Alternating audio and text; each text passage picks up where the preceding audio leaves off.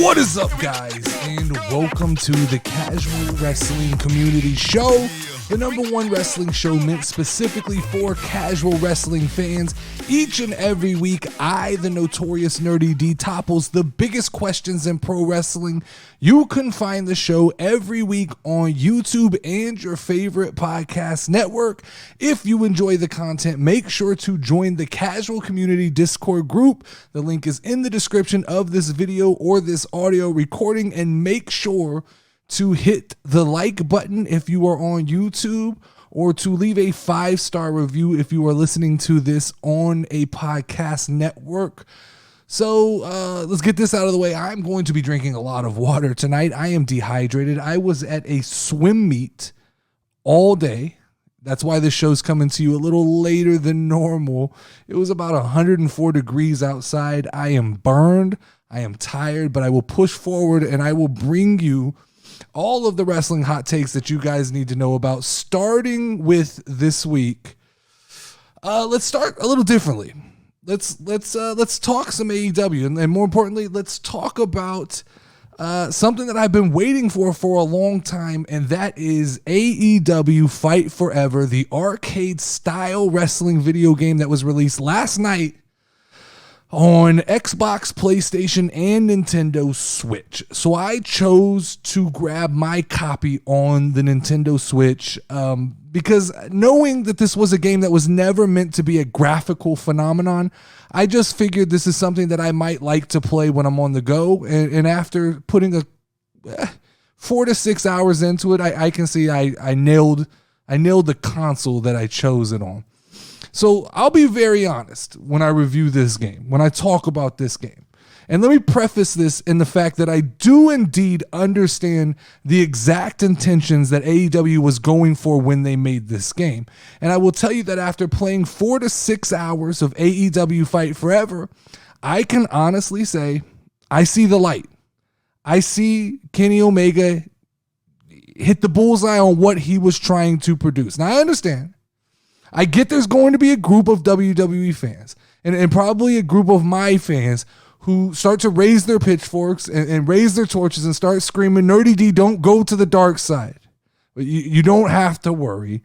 I see this game, and I say bullseye because I see this game exactly for what it is. This is old school. This is that nostalgia. This takes me back to 6th grade Nerdy D, playing WWE No Mercy with all his basketball buddies, eating pizza, taquitos, grilled cheese, hanging out, staying up all night. That's all this is. And it's a fair rendition of that. If you're expecting anything more than that, this game's probably not for you. But let's talk about it. Let's talk about it. There's a couple of things that I don't quite understand when it comes to this game just in general. For the company of the hardcore wrestling fan, right? I don't see how this game is going to appease that hardcore love of wrestling, because this is 100% a casual wrestling fan's video game. Now, I understand the argument that, hardcore wrestling fans tend to be maybe in their 30s and they played a lot of No Mercy. I understand that, but this game doesn't hit on any of the aspects that make AEW what it is. Like, this is a graphically inferior pro wrestling video game that is really something that you probably would find in like an old school arcade. It's button mashing. It's not a lot of skill to it, not a lot of high flying. I mean, it doesn't embody the AEW style of wrestling. And I'm not sure what the intention was from Kenny Omega when he planned this game out this way, but I would say, to be very honest, this is the kind of game that I would love to have if it had WWE wrestlers. Like, this is 2K. This is exactly what I want from WWE. I don't care if you guys make 2 games a year. I don't care if you make a simulation style game like WWE 2K and you continue to put all of that effort into graphical fidelity. But also, while you're at it, can you just give me this? Just give me a fun arcade style wrestling game with WWE characters that I can play without it's kind of a game you sit and play. You don't have to focus on it. I will say that this game hit above my expectations. 52 playable wrestlers. I think that's pretty solid for an AEW wrestling video game. It's more than I thought it would have, at least. And I think that I like the idea that at least they've talked about doing this as a game of service where you can add more characters to the roster as the game goes on. I've seen a few people online who've complained that there's not enough match types. And I'm guessing that that's probably something they can patch in or DLC or add to the game. To me, it wasn't a big downfall. Like, this is the type of game that I'm going to play with my kids. This is the type of game I'm going to play with Lauren. This is the type of game I might jump online and play a couple matches. This isn't the game where I'm building out, my WWE universe or AEW universe. This is going to be a fun distraction from time to time, But I think the biggest point that I kind of want to hit home here is that when it comes to AEW Fight Forever, the intention of it being vintage, like I said, they hit it. And if that's not your cup of tea, then this 100% is not going to be a video game for you. This game will take you back to WWE No Mercy. It did a fairly good job. It updated a few things, but for the most part, that's what this game feels like. And there's hiccups, there's glitches. The game kind of jumps around. I don't know if that's a Switch thing. The entrances are kind of wonky. Like, they're super duper short, but yet you have the ability to kind of alter lights or pyro. I don't know. Some of that stuff just that's the part that I feel like didn't fully bake. That's the part that maybe they had good intentions, but at some point they decided we got to get this game out. It's so the way I describe this game is it's a game. It's like it's a meal that doesn't have parsley on it. There's something there. There's something there I like. There's something there that I hope 2K looks at. But it's definitely not. It's not a steak. This game's more like a chili cheese hot dog from Sonic. Like, you're gonna play it. You can play it with your friends. You're probably gonna have some indigestion while you're playing it, but it's gonna make for a couple of fun nights.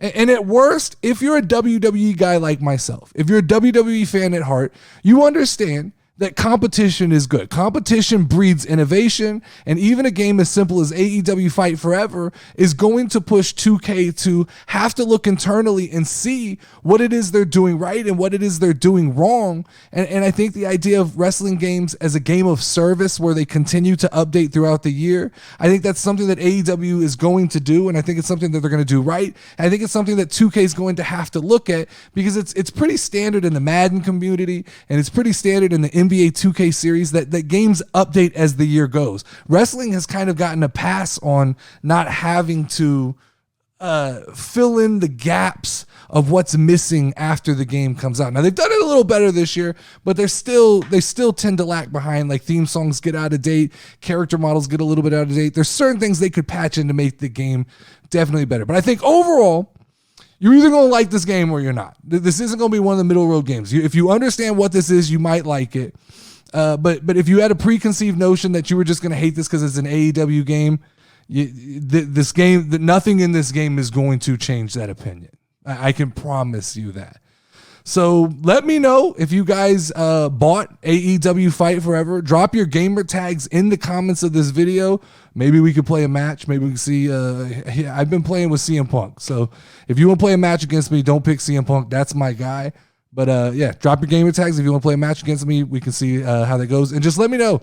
Are you guys, does anybody like the game? Has anybody done? I know a couple people from Discord said they weren't going to buy it, but I went ahead and bit the bullet. And I'm actually happy that I bought the game.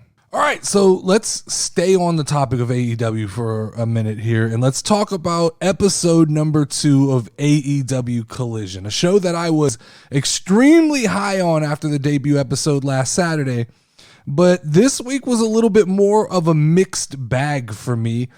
It felt like I was watching 2 different wrestling shows this week. It felt like there was a battle of 2 different wrestling products trying to come to the surface, and that Collision was trying to find an identity. And it felt like there was a little bit of a CM Punk feel to this. Like, I think CM Punk is the brainchild of Collision. I think that old school kind of in your face, hard hitting wrestling is what CM Punk wants to do. But then underneath that layer, there was the Tony Khan, the Elite, the Kenny Omega brand of wrestling trying to push and promote, the Forbidden Door pay-per-view because we were 1 week out and it feels like, that's what you do when you're 1 week out. But I really want these shows to be separate. And I can tell you one thing that I definitely don't want to see when I'm watching AEW Collision. And this is the thing I say from time to time that always gets me in trouble with the IWC. But when I watch AEW Collision, I don't want to see a bunch of New Japan Pro wrestlers that I have zero idea who these guys are. I love the idea that AEW Collision was going to be this product that had more of an old school kind of casual mentality that was going to bring over some of the WWE fans that might be a little disgruntled or might feel like WWE's, aged down a little bit. I thought that was what Collision was going to be. But here we are, once again, 2 weeks into a new show, and it's littered with a bunch of wrestlers and storylines that weren't featured last week on Collision and seem to just be extensions of Dynamite. Now, I love Chris Jericho. I'm a big Chris Jericho guy. There was probably a point in time last year I'd have told you Chris Jericho was the GOAT. I think that I've wavered on that a little bit, but I still think he's in the discussion. But I don't need him on AEW Collision. Keep Jericho on Dynamite. We need a definite roster split. What I need is a set of titles on Collision. I need storylines that are specific to AEW Collision. What I need is for Tony Khan to keep CM Punk, Andrade, and Miro as far away from Dynamite, Kenny Omega, and the Young Bucks, Hangman Adam Page, all those guys. Keep them as far away as you can. And I'm not talking about just putting them on separate sides of the arena like he did at Forbidden Door. I'm talking about keep them on separate nights of television.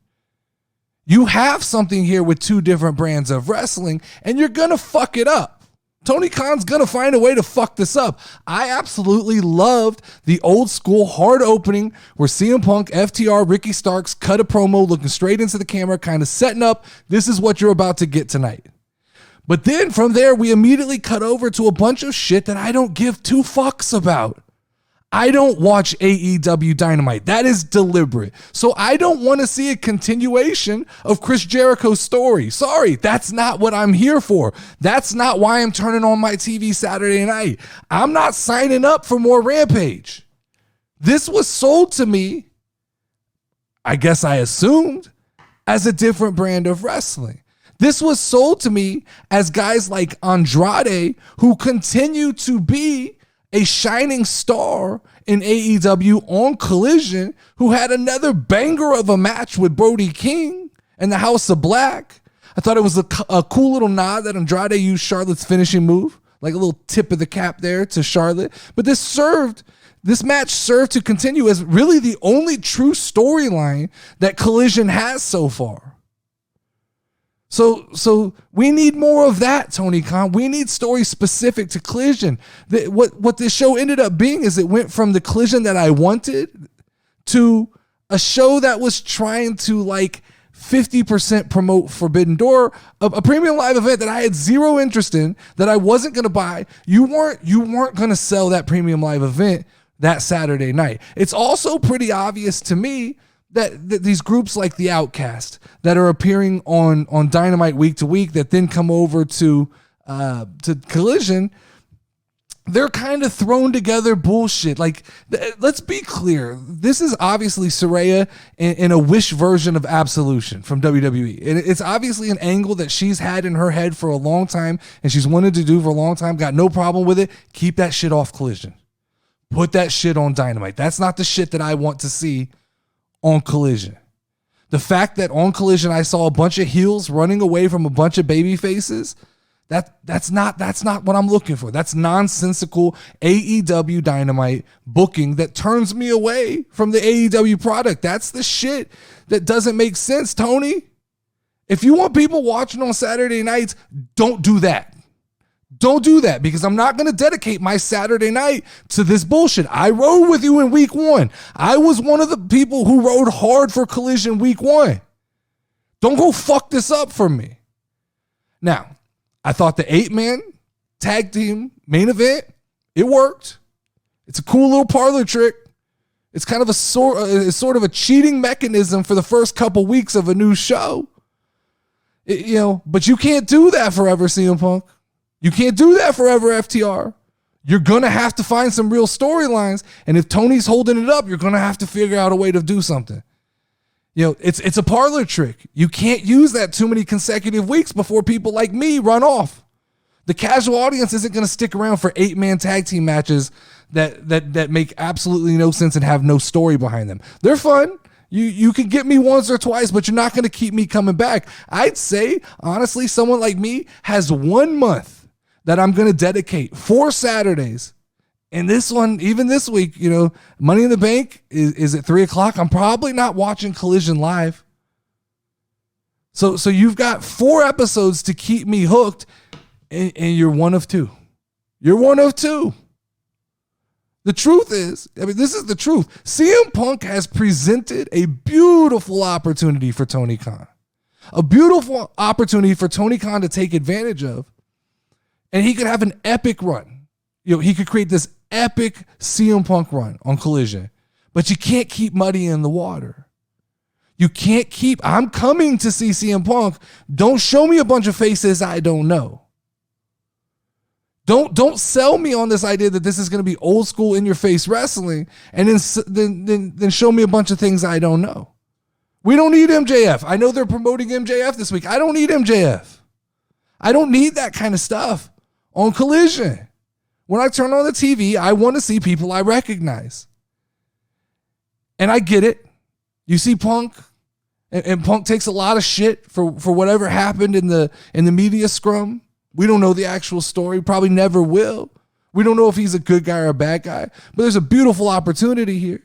If people love him, great. You got a great guy that you can anchor the TV show around. If they hate him, you can have the biggest bad guy in the last 10 years of pro wrestling. If these fans have genuine go-away heat for CM Punk, let him show up and piss the fans off. Let him do what he does best. CM Punk is a genuine heel. When CM Punk is a heel, he can sell tickets. When CM Punk is a heel, even if it's go-away heat, he'll spin that around and he's going to turn that into real heat. Give him 3 or 4 weeks. You let CM Punk play the bad guy, he will have people watching and he will have people mad at him. But here's the biggest problem. This is my honest biggest problem with AEW Collision. I don't know what the demographic is you're shooting for here, Tony Khan. Like what? I guess I assumed at one point, but I don't know what you're going for. And it's never actually been made clear what Collision is. You say it's a separate night of wrestling, but we're not going to have a roster split. We're not going to give it its own titles. You are going to see crossover. So what is it? Is this just Rampage 2.0? There's a part of me that thought this AEW product was supposed to be the kind of WWE-ish version of AEW wrestling. Then there was another part of me that thought this was supposed to even grab some disgruntled WWE fans. But now there's a fear in me that this is just Rampage 2.0. And this is going to become an extension of Dynamite where CM Punk is given 15 to 20 minutes to write a couple stories that he can push on Saturday nights. But other than that, we're going to take the time to promote whatever's going on the other night of wrestling. And I'll be real honest, 1 to 2 more episodes, Tony. I got 1 to 2 more episodes in me before I create a well-calculated decision where I go, I'm done. I'm out. You've got to show me why I'm going to invest my Saturday nights into something that I might have overreacted to week 1. I got very excited for this show on week 1. And in typical AEW fashion, it feels like it's something that's going to let me down. So let me know if you guys enjoyed the Forbidden Door style AEW Collision this week, and let me know your thoughts on where you think I'm right or wrong about AEW Collision, and let me know how long you plan to continue watching. All right, so that's enough talking about AEW for the moment. This may be an AEW heavy episode, just I think probably because Fight Forever came out and Forbidden Door. I kind of have a lot of thoughts going on about AEW, but we'll take a break. Let's get back to WWE. I don't want this to become the casual wrestling AEW podcast. So I'm not prepared to join the IWC just yet. So let's shift over. Let's talk about WWE. And more importantly, let's talk about Randy Orton, because his name's popping up all over the internet right now. Twitter's going crazy. Twitterverse is talking about it. He's all over the dirt sheet. Speculation is that our guy Randy Orton is set to return imminently. So the Viper, Randy Orton, The man who has been out of action for over a year. The man that we were told possibly would never step into the ring again is supposedly ready to come back. Now, this is the man we were told we were never going to see. We were never going to get to see him and Riddle in a ring together ever again. After he had lower back fusion surgery, he was done. People wrote him off. And now, all over the dirt sheets, it's looking more and more like Randy. Hey, Randy. He's going to pop back up. Maybe Money in the Bank, right? You guys know how much shit I took at the beginning of this year when I suggested that Randy Orton would return in 2023. I said Randy Orton would return in 2023, and the IWC dogpiled on me and fucking told me, Randy Orton's done, brother. You're wrong. There's zero chance that Randy Orton ever comes back to wrestle. Well, okay, I mean, how do you guys know this? It always felt like to me until Randy Orton said he was done, Randy Orton's probably not done. He doesn't seem like the kind of guy to dick around with it. Now, I've enjoyed Riddle's little fling that he's had here these last couple weeks with Imperium. I thought it's made for good wrestling television, and I've liked what he's going back and forth with Gunther. I think that the little bro faction that's come out of this with Kevin Owens, Sami Zayn, and Riddle, it's all been good. But the reality is there's one thing that needs to happen at Money in the Bank. Has to happen.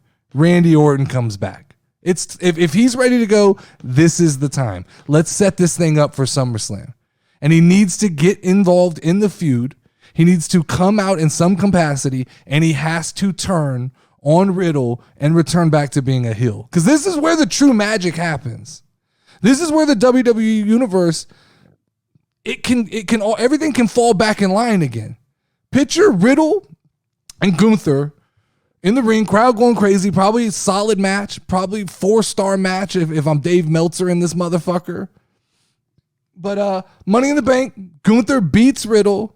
Imperium steps into the ring to attack Riddle. And boom, Randy Orton's music hits. Randy comes out to the ring.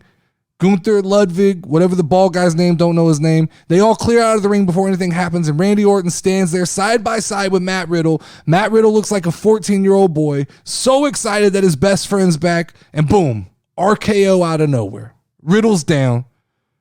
Randy gets immediately booed. And we set up a match at SummerSlam, Randy Orton versus Riddle. This is an immediate character boost for both guys. This is one of those rare opportunities where this will benefit both characters equally. You will have Riddle boosted into an immediate favorable babyface, and Randy Orton will come back to what he does best, return to his natural heel position. These are the kind of storylines that WWE, they have to hit on. These elevate two characters to such a high level. I'm calling it. It's not just a smart move. This is something that has to happen. I don't even think it will happen. I think this is something that has to happen. We can get a resurrection, the second coming of the Viper, the rebirth of Matt Riddle, the babyface, all in one night. And you will own this. You will own Saturday night, and this will be a big story that is talked about heading into SummerSlam. Now, I get it. We've all heard. I'm sure we've all heard the reality of Kurt Angle running around the dirt sheets telling everybody that he thinks Randy Orton's ready to come back. And we all know that there isn't a real long-term possibility of Randy Orton getting involved with Riddle in Imperium. He may come back and help for a little bit, and this may be delayed a couple weeks, but I think Money in the Bank is the time to make this happen. If you want a big swerve, you want a big surprise, Money in the Bank is the time to make this happen. So I'll be the first to say it. I'll say it right now. I'm calling it. Welcome back, Randy Orton. I think we get a Randy Orton sighting at Money in the Bank. Let me know in the comments of this video if you think that Randy Orton is going to make a return at Money in the Bank. Do you think he will come back as a babyface with Riddle? Do you think he will come back as a heel and turn on Riddle? Or do you think I am completely wrong and out of my mind and Randy Orton will never wrestle again? Let me know. Okay, so let's circle back to AEW. I have a little bit more I want to get off my chest about AEW this week. And here's the thing. I don't want to do the thing where I turn back into a complete AEW hater, because it feels like Bruce Banner and the Hulk. There's a part of me that when I watch AEW, I start to get green and angry and just see little things that completely piss me off. So I'm trying to stay positive. I'm trying to stay at least on the AEW Collision train, as you guys know. And I'm trying to take a deep breath and not go like full try hard WWE fan. But God damn it.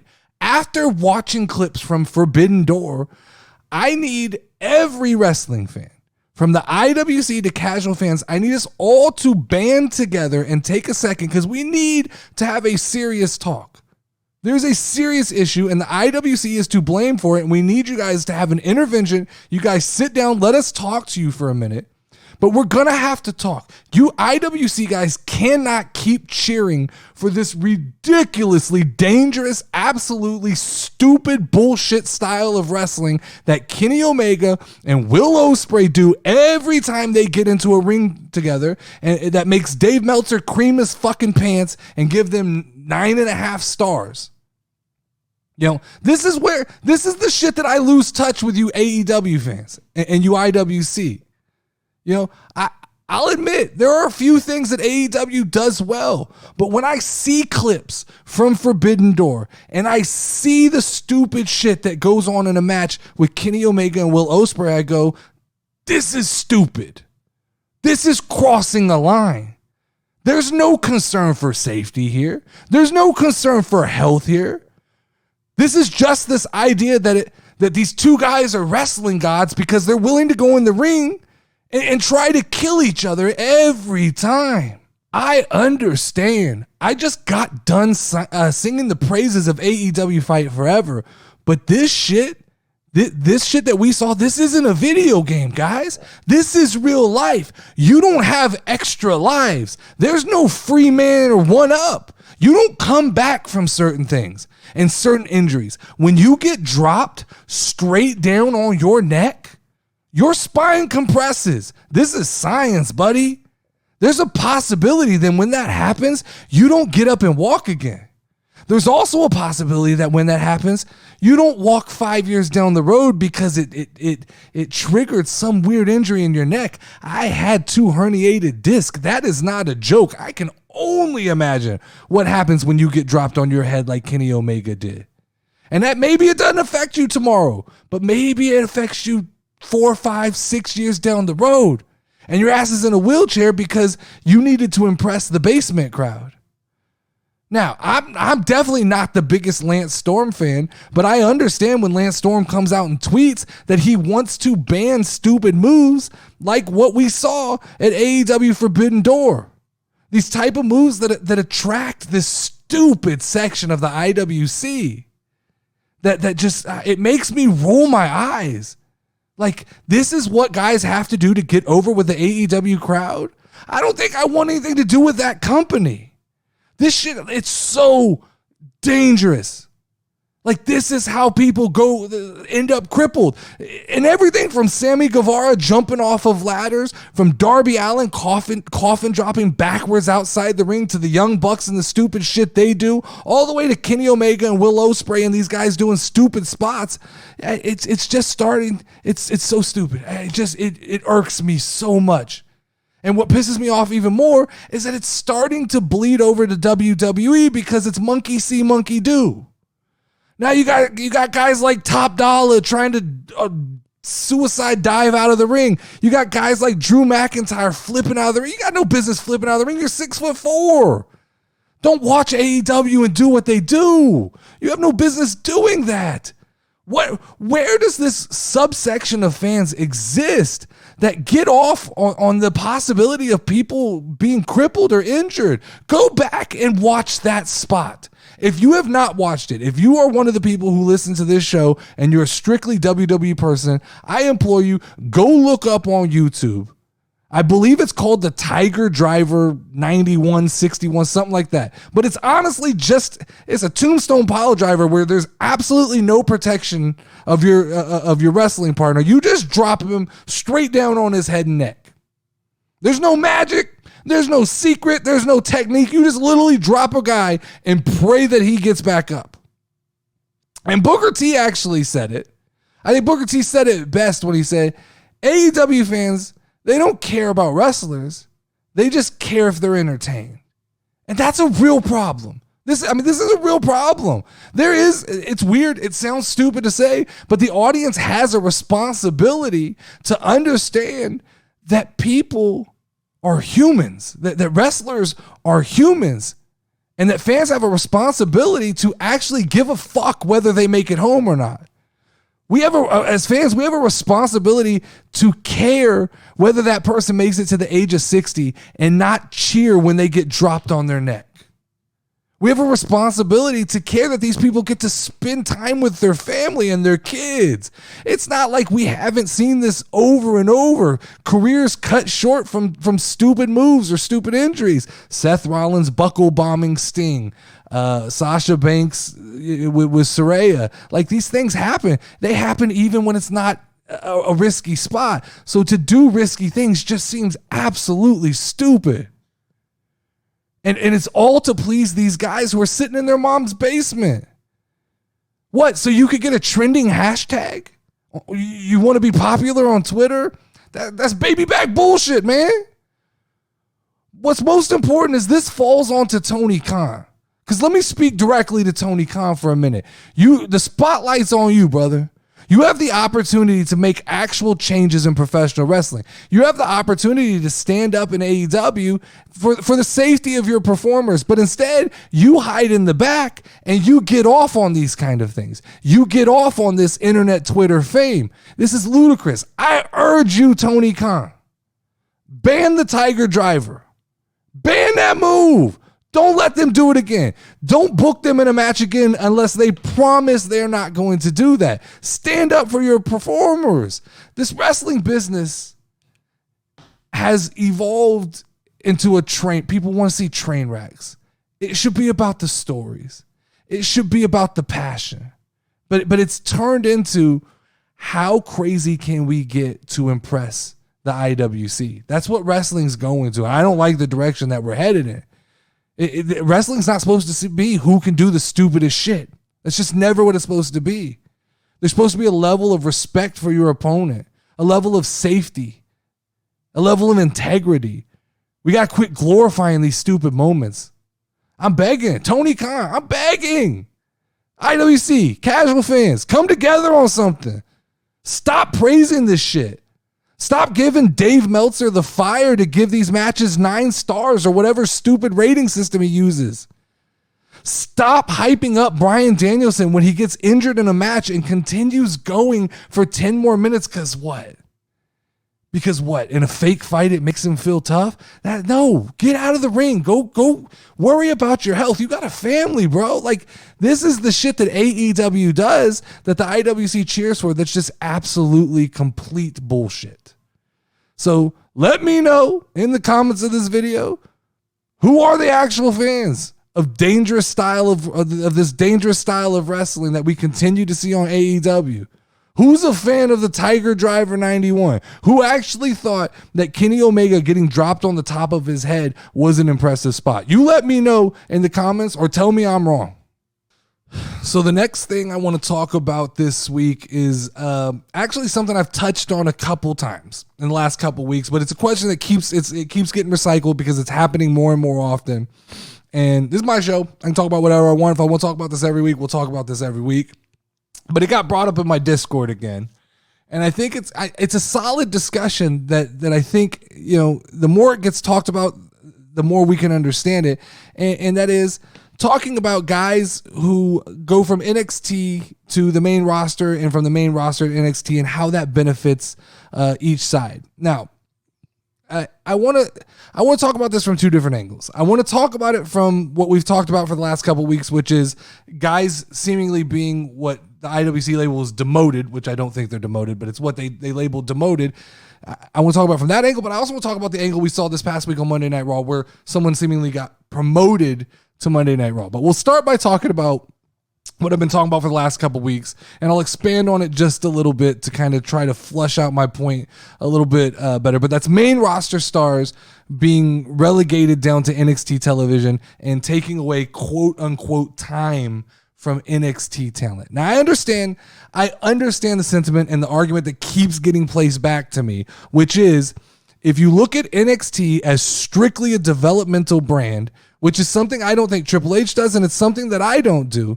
But if you do, the argument you can quickly be made that for every minute of television someone from the main roster appears, that's a minute taken away from somebody who could have appeared on NXT that isn't a main roster talent. The problem I have with this argument is assuming that putting Carmelo Hayes in the ring with another NXT superstar is doing either one of those people any good. You're under the assumption that putting two NXT guys in the ring every week is benefiting both guys. There's a possibility that it's, it's like cutting down a tree in a forest with no people. Does it make a sound or something like that? Whatever that is. But that's what it feels like to me. It doesn't benefit anybody if nobody's getting better. And so when you look at NXT as a third brand, you look at it as, yes, a developmental, but also a third brand of wrestling. I think bringing down main event talent, it A, boosts ratings, and B, it shows the young talent the level of skill that you actually have to make it to that next level, the big show. Now, I haven't watched a full episode of NXT in a couple of weeks. And even though I've been instructed by my Discord that I'm missing out on some great wrestling, and I absolutely plan this weekend I'm going to crash through marathon the last 3 episodes of NXT, try and catch back up. But I can tell you just from seeing clips and reading the articles and watching the TikToks, the Baron Corbin stuff looks good. It looks like Baron Corbin's sorting some shit out in NXT. I think the Lone Wolf came back. So it looks like not only is this benefiting Carmelo Hayes, but it actually looks like it's allowing Baron Corbin to refine a character that maybe, there's not time to figure out on Monday Night Raw. And I think when you look at it from that point of view, if the whole purpose of NXT is to develop talent, I don't necessarily think that has to be new talent all the time. I think that's okay for it to be established talent. As long as you're developing somebody, I think that's fine. But you're going to have to show me, if you're going to make the counter argument, you're going to have to show me why using that time on Baron Corbin would be better spent cultivating a young talent that possibly never gets over with the crowd or possibly never ascends to the main roster. Or somebody who gets let go in 6 months because of budget cuts or they just didn't pan out. You got to explain to me why dedicating that time to them just for the sake of, they're new, they need the time, why that makes sense. You can only do Braun Breaker versus Carmelo Hayes so many times in the rings together before the NXT crowd gets bored of that. And so the best thing to do is to bring down people from Monday Night Raw, allow them to revisit their character, fix their character, allow them to work out whatever they're working out on. And in the same breath, it works when you bring a guy and elevate a guy up from NXT to the main roster, like we got on Monday Night Raw, where we got the rare appearance of the NXT champion. And it was something that intrigued me tremendously. Because when you have 3 hours of Monday Night Raw, there's 3 hours of wrestling, I can only watch so much mid-card bullshit before I decide, it might be worth just, at this point, fast-forwarding a little bit. I can stomach the Intercontinental Championship. I can stomach when the World Heavyweight Championship's out there. I can stomach a little bit of tag team wrestling, but I can't do 2.5 hours of mid-card wrestling. So it's nice when you see a new face like Carmelo Hayes show up and you get a match like Carmelo Hayes and Finn Balor, which I thought was a perfectly booked match. Absolutely made sense for Finn Balor to go over Carmelo Hayes. Does 2 things. One, it builds up Finn Balor even more going into the Money in the Bank match against Seth Rollins. 2, it doesn't hurt Carmelo Hayes. All he got was exposure, and it made me realize, this dude, he's good. I enjoy Carmelo Hayes, which after the Discord told me, go back and watch NXT, I go, maybe I'm missing something by not seeing Carmelo Hayes as NXT champion. He got in front of an audience. That's all he's asking for. I'm not asking for every week. I don't think this is the thing that should happen all the time, but flip-flopping stars every couple months, it's not. I don't see that as a big deal. Guys like Dominic Mysterio and Omos, those kind of guys could benefit from 6 months in NXT. where they get to grab a microphone and they get to work out the little nuances of who they are. I understand right now Dominic Mysterio is on a hot streak, but this is going to cool off. And it won't hurt him. It's not a demotion to go down to NXT and just fine-tune the little things that may make him a better character when he does finally ascend back to the main roster. And I don't think the USA Network and I don't think Fox want that practice to happen on a primetime television slot. You know, I can't find the negative, and I can't call it a demotion when a guy goes down. You have to earn TV time. That goes for NXT guys too. Like, it's not given. You can't just give those people time because they're training at the NXT training center. It doesn't work that way. But I'll ask the question. You guys let me know in the comments. Am I overreacting to this? Or is it okay when a guy gets sent down from main roster to NXT and vice versa? Does anybody have a problem with that? Let me know in the comments. All right, so I have a new weekly segment I want to try out here, and I'm calling this the Casual Power 10. So for the next couple weeks, and hopefully for foreseeable future, I'm going to lean on the casual community Discord to help me put together the Casual Power 10, which is a top 10 list in a certain division of WWE. Right now, I'm leaning on what I'm calling the casual community, which is it's a group I formed last night, featuring host of the Slapping Meat podcast at We Too Deep, at MKE_Mike, who is a guy who has been instrumental in helping me grow the casual community and keeping the Discord fun. And the third person on my committee is at Gossamer21, who is the host of the upcoming college football podcast First and Filoni. I think I'm saying that correctly. I reached out for some clarification, but didn't get in time. So for now, we're calling it First and Filoni until he corrects me. But he's also a vital member of the casual community. And I didn't send it to her this week.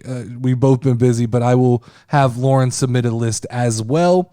If you are interested in joining the voting committee, first off, all you have to do is join our Discord if you haven't already and shoot me a message or go into the newly formed Power 10 room and you can submit yourself as a nominee and the committee will discuss and maybe grant you voting power. So this week's top 10 list, the Power 10 is all about the female wrestlers in WWE. And interestingly enough, the voting's simple. Each person gets to vote 1 through 10, 10 being worth 1 point, 1 being worth 10 points. I gathered up all the scores, added them together, and this is what we came up for the casual community. Tied at 10th place, Maxine Dupree and Liv Morgan. I did not vote for Liv Morgan. I will say I will explain my votes here as I talk about the list as a whole. I haven't seen enough. You know, she just came back. I don't see her. When I look at this and I go Maxine Dupree or Liv Morgan, Maxine Dupree has been more entertaining the last couple weeks to me than Liv Morgan, but they tied in the votes. At number 9, Ronda Rousey. This was a little bit of a controversial one. She made a couple lists. She was left off a couple lists, so that's why she falls to number 9. At number 8, we have Io Sky, somebody who I get behind and then I kind of tend to forget about. Then at 7, we have Raquel Rodriguez, someone that was, I think, 10th on my list. So you can blame the rest of the casual community for having her at 7. 6 is Asuka. I think that's probably where she belongs. 5 is Trish Stratus. 4 is Charlotte Flair. 3 is Becky Lynch. 2 is Bianca Belair. And the unanimous number 1 female wrestler on the Casual Power 10 this week was Rhea Ripley. Now, quick note on this. I think that my votes might have swayed this list a little bit because I do see that I tried to get Zoe Stark on this list. There were no votes for Zoe Stark, and I placed my vote for Zoe Stark. I don't know why on a Power 10 list Zoe Stark's not on there. Committee's going to have a talk about that. I feel like over Ronda Rousey and probably over Maxine Dupree and Liv Morgan, Zoe Stark deserves to be on that list. No Zelina Vega. Thought that was interesting. There was a couple votes for her. I voted Maxine a little bit higher, which probably got her on the list. I think I had her at 8 this week. But if you want to see my full list, I will place it into the Discord. And like I said, if you want to become part of the Power 10 committee, all you have to do is jump into the Discord and hit me up, just at me, and then we can put it to a vote. So bonus topic this week, because this episode's coming to you a little late and this is a premium live event weekend. Let's do a quick Money in the Bank predictions and then we will get up out of here. Let's start off here with Seth Rollins versus Finn Balor. And I'm doing a little bit of this off the top of my head. I have some notes, but I'm working this out as I go. There's really a part of me that thinks Finn Balor wins this. There's a part of me that wants to go, if you want to make a compelling match at SummerSlam, Finn Balor's got to win here. And then you can have Seth Rollins either win it back at SummerSlam or you can continue the story of Finn Balor. But I think that Finn Balor winning this match could make up for some of the mistakes they made at WrestleMania with the Judgment Day. I think this could add that credibility back to Judgment Day. I like the idea of Rhea Ripley and Finn Balor with matching belts standing side by side with Dom and Damian Priest. I like that. I like the optics of it. I don't think Seth needs this belt long term. I'm locking it in. I'm going to lock in. I'm going Finn Balor winning the World Heavyweight Championship. Usos versus Roman and Solo. There's something fishy going on here. This is moving too fast. There's something at play here. Some wonky's gonna happen in this match. I don't know. I can't put my finger on what it is. But if I'm just gonna have to make a prediction, just a prediction for points here, my heart is with the Usos, but my brain tells me this is another win for the Tribal Chief. I'm gonna go Roman Reigns pinning Jimmy Uso, but there's something wonky in this finish. Somebody comes. There's an appearance. Paul Heyman gets involved. Solo turns but accidentally knocks out Jimmy. Something's going to happen. There's something planned for this match. Cody versus Dom. I think Cody wins here. I think Brock returns post-match. I think it sets up Brock versus Cody at SummerSlam. There's always the possibility that Brock Lesnar interferes and cost Cody this match. I think at this point it's more likely that Cody Rhodes just picks up the W cleanly. And a loss doesn't hurt Dominic. I think a win benefits Cody. I think if Brock gets involved mid-match, it's the same song and dance we've been seeing for the last couple months with Cody. I like the idea here. Have Cody go over, get the win, and Brock come out and challenge him post-match for SummerSlam. Gunther versus Riddle. I've already kind of gone over this earlier, but we'll talk about it. I think Gunther wins. Imperium probably gets involved. Randy Orton returns, and he turns on Matt Riddle. I think that's what I believe should happen. Now, whether it happens or not, who knows? Randy really ready to come back, who knows? But that's the prediction I'm throwing out for that match. Shayna and Ronda versus Raquel and Liv. Let's go Ronda and Shayna take the win. And then let's throw in a little extra here. I think that their next title defense is in NXT. I think they take a trip to NXT and they defend the title there next. That's just a bonus little nugget I threw to everybody there. Women's Money in the Bank. This is interesting. This is the one that I'm probably least sure about. You got Becky and Trish.